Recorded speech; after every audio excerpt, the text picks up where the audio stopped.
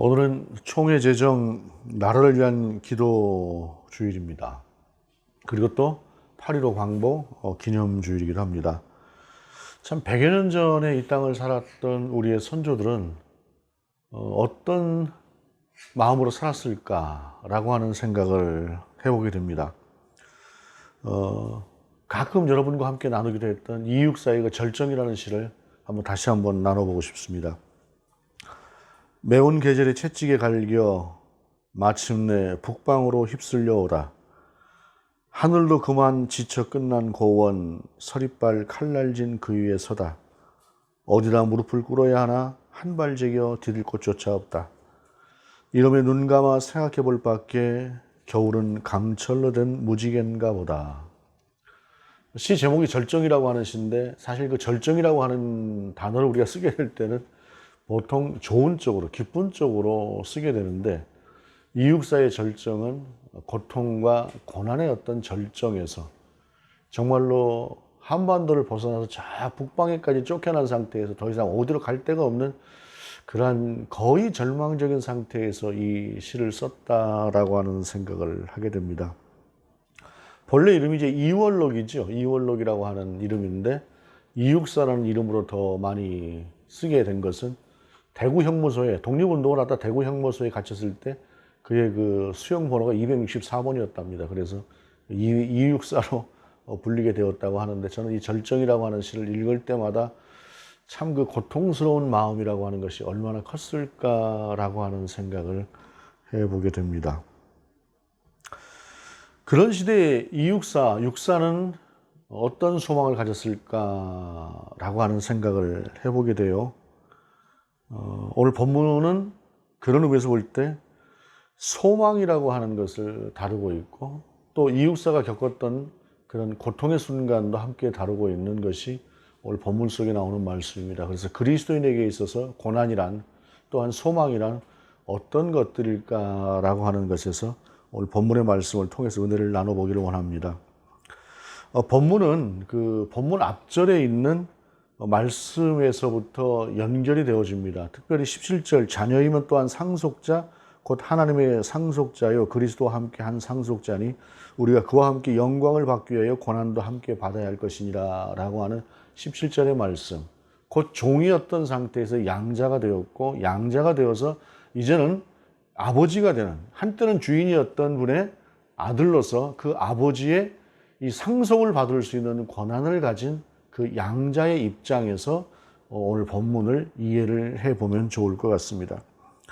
18절을 보게 되면 생각하건대 현재의 고난은 장차 우리에게 나타날 영광과 비교할 수 없도다 라고 말씀하고 있습니다. 그러니까 상속자이면 고난도 함께 받아야 된다. 가족이 공동 운명체이기 때문에 아버지가 힘들다고 한다면 나도 같이 힘든 상태에서 싸워야 되는 그러한 상황을 이야기하는 것이죠. 바로 그러한 의미에서 또한 우리가 상속자일진데 고난도 함께 받는 것, 그리고 그 고난이라고 하는 것은 장차 우리에게 나타날 영광과 비교할 수 없다라고 하는 것이 이제 오늘 본문의 시작의 말씀입니다. 현재의 고난은 현실입니다. 그리고 장차 우리에게 나타날 영광은 소망입니다. 오늘 본문에서의 상황도 그렇게 여건이 그렇게 좋은 여건은 아닌 것 같아요. 분명히 그리스도인들로서 사는 것이 그렇게 편한 세상은 아니었던 것 같고 그러니만큼 현재의 상황이라고 하는 것이 고통스러울 수 있고 고난스러울 수 있으나 그러나 그 모든 것들을 다 감안하더라도 우리가 바라볼 영광은 그보다 훨씬 더 크다라고 하는 것을 말씀하고 있습니다. 진정한 소망이 무엇인가라고 하는 것을 우리 가운데 말씀해 주는 것이죠. 우리가 세상을 살면서 이런저런 꿈들, 희망들을 갖습니다. 그러한 꿈들, 희망들이라고 하는 것이 이루어졌을 때에 물론 감사하고 기쁘지만 그러나 그것이 궁극적인 것은 아니죠. 이런 것들이 이 오늘 본문 속에서 우리에게 궁극적인 소망, 그 소망으로 이어지면서 이어지는 말씀이 이렇게 말씀하고 있어요. 19절에 피조물이 고대하는 바는 하나님의 아들들이 나타나는 것이니 라고 말씀을 하시는데 우리 사람들만 하나님께서 우리 가운데 베푸실 영광의 그날을 소망하는 것이 아니라 피조물들조차도 함께 그와 같이 그날을 바라보고 있다라고 하는 것을 이야기하는 것입니다.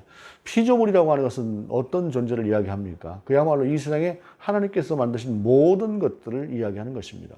동물을 포함해서 자연까지도 포함하는 그 모든 창조 세계가 바로 그날을 바라보고 있다라고 하는 것이죠.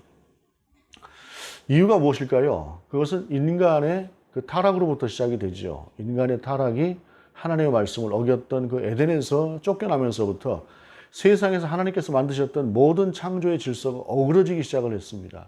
그리고 그때부터 자연도 이제는 그 인간이 지배하는 그 구조 속에서 어쩔 수 없이 인간에 의해서 훼손되고 또는 억압되어지는 그러한 상태로 이 자연 세계가 존재할 수밖에 없었던 것과 같은 맥락에서 이제 그러한 모든 창조 세계조차도 이제는 함께 회복될 날을 기다리고 있다라는 것입니다.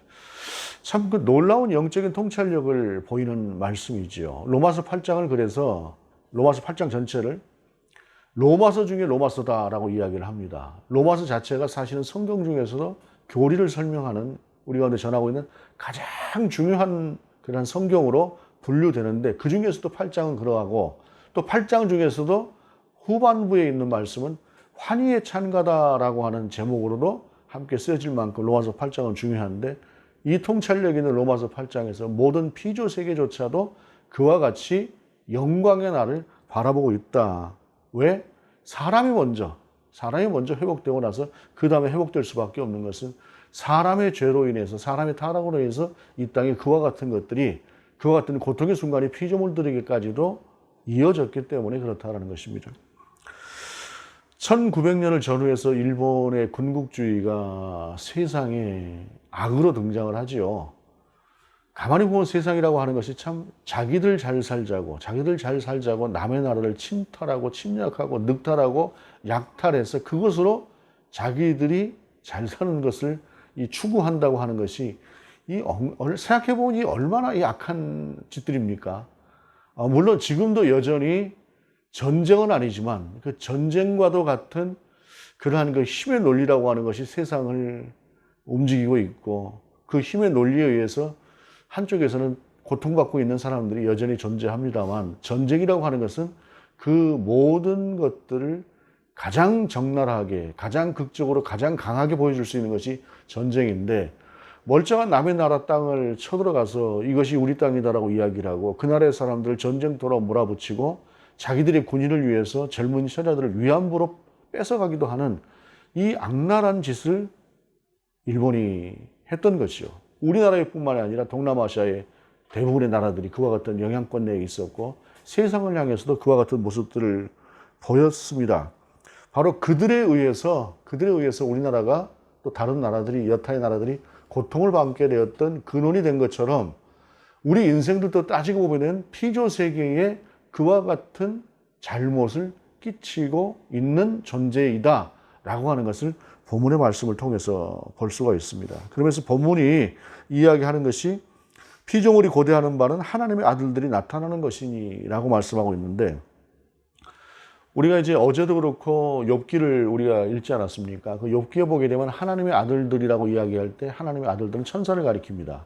그런데 이 오늘 본문에서 말씀하고 있는 하나님의 아들들이라고 하는 것은 천사들이 아닌 우리 사람을 가리키고 있는 것이 분명해요. 왜냐하면 앞에서도 분명히 양자된 우리를 가리켰고 뒤에도 이어지는 말씀도 우리를 가리키는 사람, 구원된 우리를 가리키는 것이기 때문에 오늘 본문의 하나님의 아들들은 구원된 하나님의 백성들을 가리키는 것입니다. 그래서 하나님의 아들들이 나타나는 것이다 라고 하는 이 말씀은 죄로 인해서 타락으로 인해서 쫓겨났던 하나님과 단절되었던 그로 인해 모든 피조 세계까지도 악영향을 끼쳤던 그 우리의 인생이 하나님 앞에서 회복되어지는 날을 함께 그들도 바라고 있다라는 것입니다.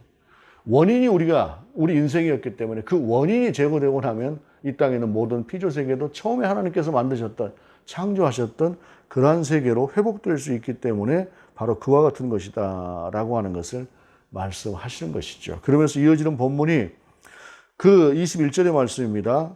그 바라는 것은 피조물도 썩어짐의 종노릇한 데서 해방되어 하나님의 자녀들의 영광의 자유에 이르는 것이니라 라고 말씀하고 있습니다. 여러분, 세상을 살면서 이 썩어짐의 종노릇보다 더 힘든 것이 존재할까요? 썩어짐의 종노릇이라고 하는 것이 무엇입니까? 죽음이라는 것이죠.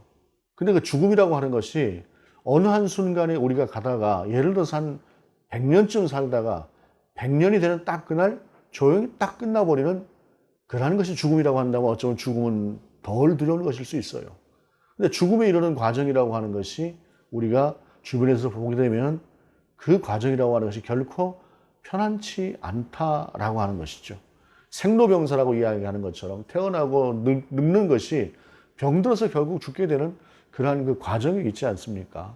그것이 바로 오늘 본문 속에서 말씀하고 있는 썩어짐의 종노릇이라는 것입니다. 결코 벗어날 수 없는 그러한 상태, 이 땅에 존재하는 그 무엇이 영원한 존재가 있습니까? 사람도 피조물도 자연도 동물도 다 마찬가지입니다. 백수의 왕 사자가 세상 초원을 다 군림하는 것 같지만 그 백수의 왕 사자도 작은 상처에 힘을 잃고 작고 연약한 하이에나 떼의 먹이가 되기도 하는 그러한 최후를 맞이하기도 합니다. 세상을 한때 움직이고 세상을 다 쥔 것처럼 행동했던 아나무인과도 같은 그러한 삶을 살았던 인생들이 나중에 정권이 바뀌고 시기가 바뀌면서 그들이 형편없는 사람으로 낙인 찍혀지고 그러한 최후를 맞이하는 모습들을 우리는 세상 가운데서 많이 보게 됩니다. 바로 썩어짐의 종노릇이라고 하는 것은 그 인간이 갖는 그 한계입니다. 누구도 예외가 될 수가 없습니다. 요즘 장례식이 많아서 제가 장례식에 자주 다니게 되었습니다. 근데 요즘 이제 장례식을 가보게 되면 장례식의 모습이라고 하는 것이 상주가 거의 대부분이 노인들이에요. 80대에 돌아가시는 분들은 상당히 일찍 돌아가시는 편에 속하고 다들 이제 90세 이상 돼서 돌아가시다 보니까 상주가 젊으면 60대고 많으면 70대인 경우도 있어서 아이고 이제 저 양반이 힘들 상황인데 라고 하는 생각을 하게 될 때가 많이 있습니다. 그런데 그러한 상황 속에서 보게 되면 많이 수명이 길어진 것이에요. 우리의 수명이라고 하는 것이. 과거에 뭐 제 나이만 해도 꽤나 그 영감축에 속할 만큼 되었던 시기가 있었습니다. 근데 지금은 뭐 거의 젊은 사람 취급을 받는 그러한 상태이지 않습니까? 우리의 수명이라고 하는 것이 그렇게 몇 년 길어졌지만 그러나 그렇다고 해서 그것이 영원하지 않습니다. 앞으로도 수명은 좀 더 길어질 것입니다. 그러다 보니 사람들이 그 길어진 수명 그리고 웬만한 것들을 해결할 수 있는 의학 이런 것들로 인해서 이 썩어짐의 종노릇에서 벗어난 것처럼 잠시 착각을 하는 경우도 있습니다. 그러나 썩어짐의 종노릇이 잠시 그 연장된 것처럼 착각되는 것처럼 보이지 결단코 인생도 자연도 썩어짐의 종노릇에서 벗어날 수 없는 것이 우리 인생입니다. 그것으로 끝나버린다고 한다면 썩어짐의 종노릇으로 완전히 끝날 것입니다. 그런데 하나님께서 우리 가운데 말씀하시는 것은 예수 그리스도를 통해서 그것이 오히려 새로운 시작이 되는 것을 우리 가운데 알려주신 것이 바로 그것을 아는 것이 우리 그리스도인의 삶이다라는 것이죠.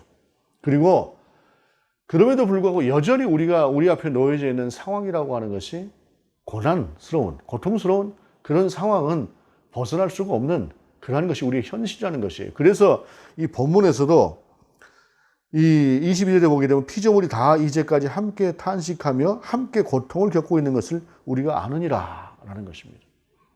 우리만 고통스러운 것이 아니라 자연도 고통스러운 상태에 놓여져 있다는 것입니다. 그 고통을 벗어나기 위해서 사람들이 아주 극단적인 선택을 하는 경우들도 있습니다. 그것이 어떤 것인가? 마약이라고 하는 것들이 그런 것들이 있어요. 그런데 제가 얼마 전에 오전에 아침에 운전을 하다가 잠깐 들은 이야기인데 마약을 하는 사람 중에 60대는 자기가 못 봤다라고 어떤 형사가 이야기를 하더래요. 왜 마약을 하는 사람이 60대가 없을까요? 근데 그 형사가 이런 말을 했답니다. 마약을 하는 사람들은 60대기 전에 다 죽고 50대기 전에 다 죽어서 60까지 사는 사람이 없다는 것이에요.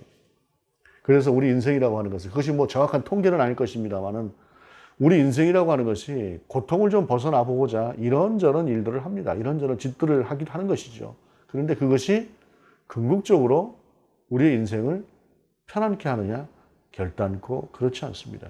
오히려 우리 가운데 놓여지는 그 자연스러운 것을 넘어서려고 할 때 그것은 더 큰 고통이 되기도 하고 극단적으로 우리 인생을 짧게 만드는 결과를 나타내는 것도 사실입니다.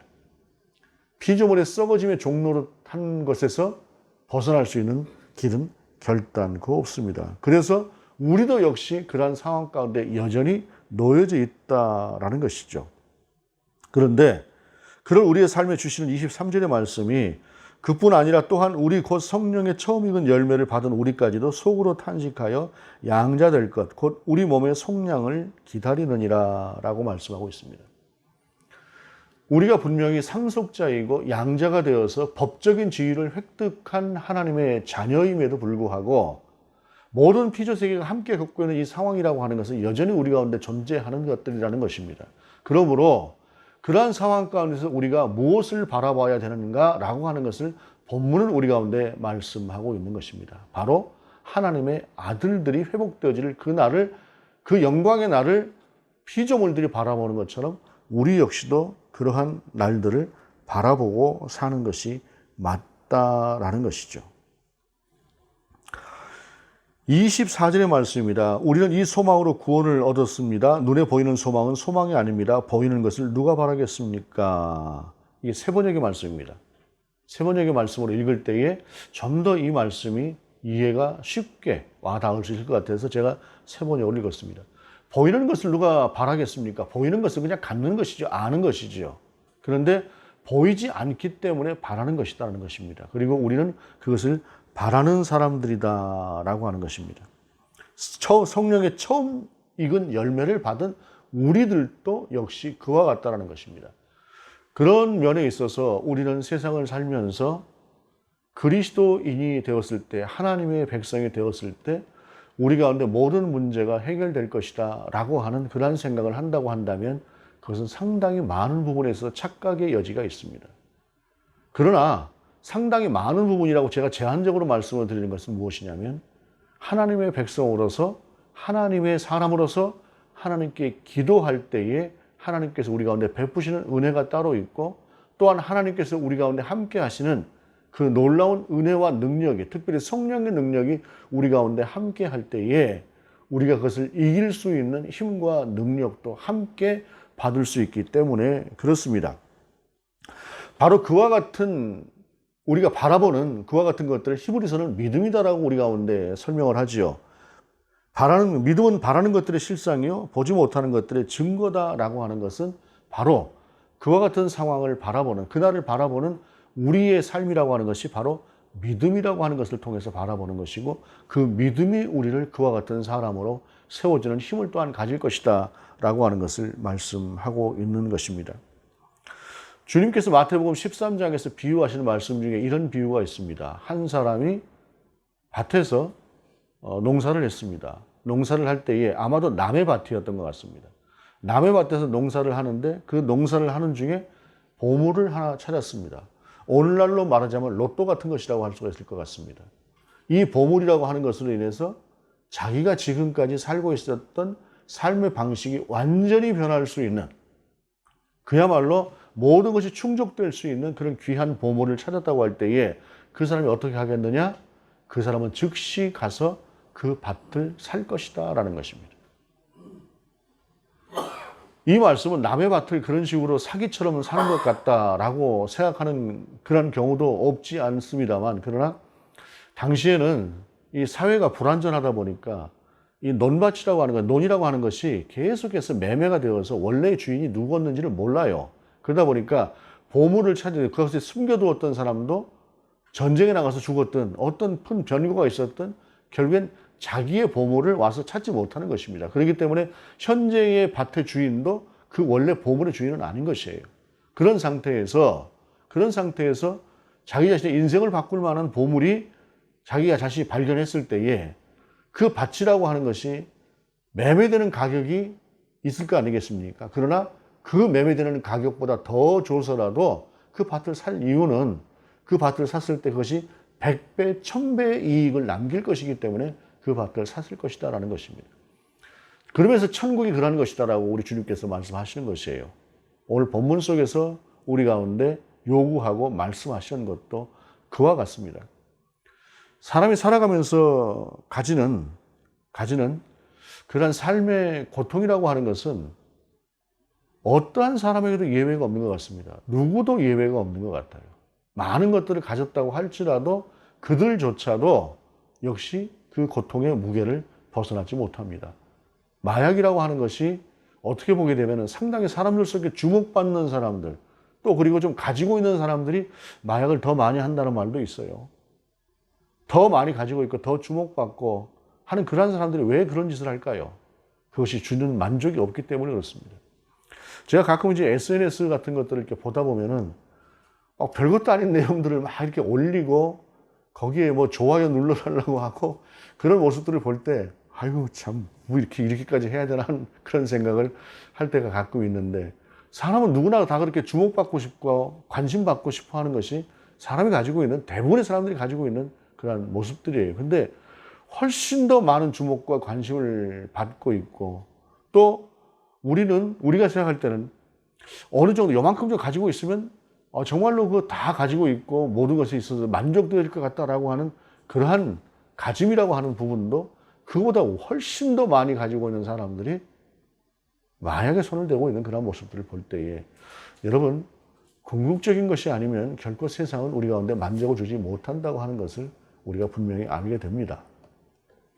그런데 우리가 오늘 본문을 통해서 바울이 현재의 고난은 장차 우리에게 주어질 것과 비교할 수 없다라고 하는 이 말씀을 우리 가운데 주시면서 마지막에 만일 우리가 보지 못하는 것을 바라면 참음으로 기다릴지니라 라고 하는 이 말씀을 주신 이유는 무엇일까요? 많은 사람들이 처음에 가졌던, 처음에 만났던 그런 하나님과의 관계를 유지하지 못하고 흔들리게 되기 때문에 그렇습니다. 제가 지난주에 어떤 이제 안수받은 지 얼마 안 되는 목사님 한 분을 만났어요. 60은 넘으신 분인데 이분이 좀 이력이 좀 독특합니다. 논산 훈련소에 훈련소장을 했어요. 그러니까 논산 훈련소 훈련소장이니까 투스타지요. 별 2를 달고 전역을 했습니다. 전역을 해서 목사 안수를 받았어요. 그러면서 이제 그 목사님하고도 이야기를 하고 또 이제 사모님과도 같이 이야기를 하면서 제 아내는 참 염려스러운 면들이 없지 않았습니다. 굉장히 하나님 앞에 헌신되어져 있고, 또 그리고 하나님을 향해서 정말로 자기의 그 헌신을 마음껏 드리려고 하는 그러한 마음들을 제가 보지만, 그럼에도 불구하고 저도 개척을 했던 사람이고 여러분과 함께 이 교회를 섬기고 있는 사람 아닙니까? 그 과정이라고 하는 것이 어떨까라고 하는 생각을 했습니다. 근데 저는 이제 그러면서 그런 생각을 하게 되었어요. 제가 개척을 하고 나서 어느 정도 시간이 지났을 때에 약간은 저도 공황장애가 왔던 때가 있었습니다. 약간은 공황장애가 왔던 때가 있었는데, 그 상황들을 쭉 넘어가면서 계속 하나님 앞에서 하나님과 만나고 또 하나님과 대화하고 그런 시간들을 거치면서 오늘에 이르렀어요. 그러면서 제가 제 스스로에게 생각을 해봅니다. 제 인생에도 가끔 몇 번씩은 좀 기회가 있었던 것 같은데, 만약에 그때의 기회로 돌아가서 개척의 길이 아닌 다른 길을 선택할 수 있었던 그때로 돌아가면은 어떤 선택을 하게 될까? 그 순간으로 돌아가게 되면.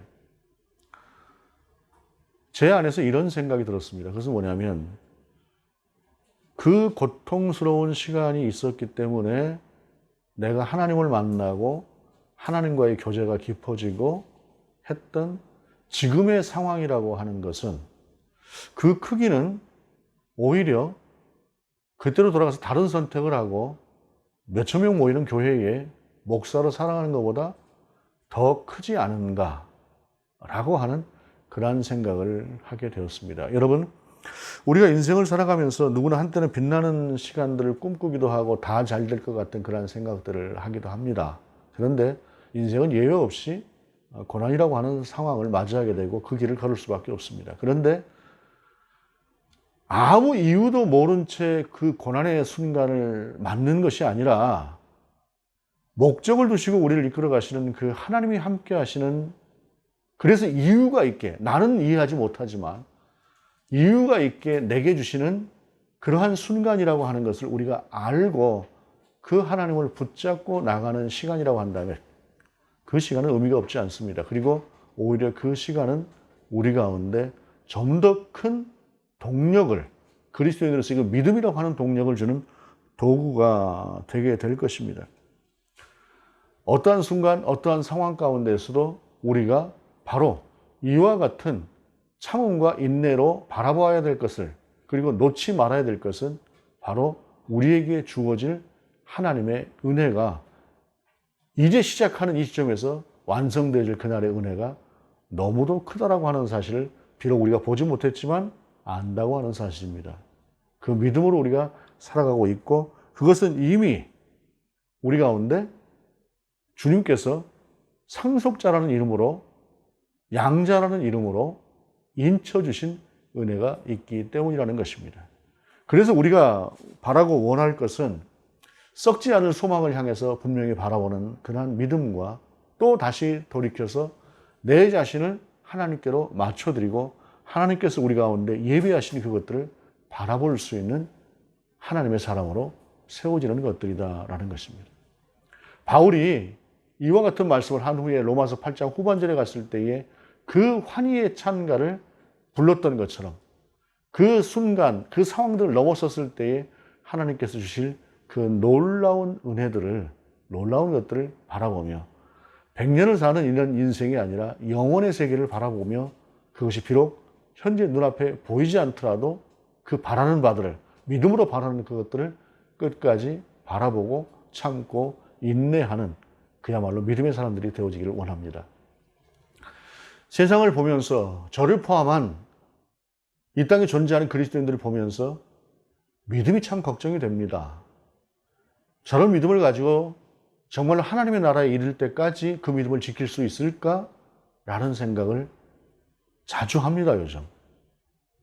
저를 통해서도, 저에게서도 가끔 그런 위기감을 느낄 때가 있습니다. 그때 하나님을 바라봅니다. 그리고 하나님 앞에 저 자신을 맞춰드립니다. 그때 하나님께 주시는 은혜가 있습니다. 바로 그러한 은혜로 우리가 썩지 않을 소망을 향하여 끝까지 함께 할 수 있는 저와 여러분 될 수 있기를 원합니다. 기도하시겠습니다. 주님, 피조물들조차도 바라보는 것을, 소망하는 것을 영광의 아들들인 우리가 바라보지 못하는 우를 범하지 않게 하옵소서. 진정 썩지 않을 소망을 갖는 우리가 되게 하시옵소서. 주 예수 그리스도 이름으로 기도드립니다. 아멘.